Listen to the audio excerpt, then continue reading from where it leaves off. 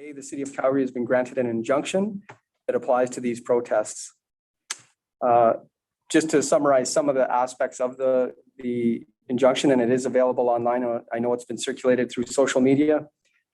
It prohibits the following: blocking of traffic on roads and on sidewalks, walking in the middle of the roadways, and preventing vehicles and pedestrians from lawfully passing by or accessing amenities in the area without authorization or a permit.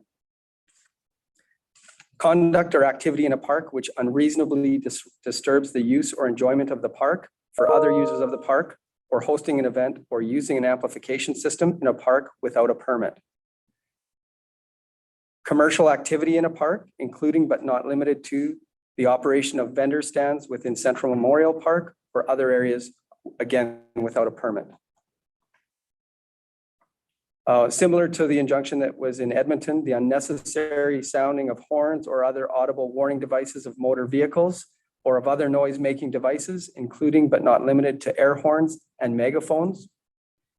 As far as the other particulars, they're available online, but the notice and serving of the injunction, the way that has to be covered off is outlined in the injunction and indicates that it may be given by reading the order to any person, including but not limited to reading the order over an amplification system, publishing the order online, including on social media accounts, or distributing copies of the order to the media, which has already been completed. So bylaws and tickets under the provincial legislation would result in what we call a summons or a ticket issued to somebody. And so they would get that at the roadside, as very similar to how anybody would receive a ticket when they're driving. You get the ticket, and then of course you go on your way, and you could continue to engage in the activities. What the injunction does is it actually prohibits any of those behaviors that we talked about. So the injunction was specifically crafted so that it brings into its four corners the most problematic of the behaviors that were impacting on the Beltline. So marching in the protests, noise makers, horns, amplification devices, these types of things, you could actually be arrested.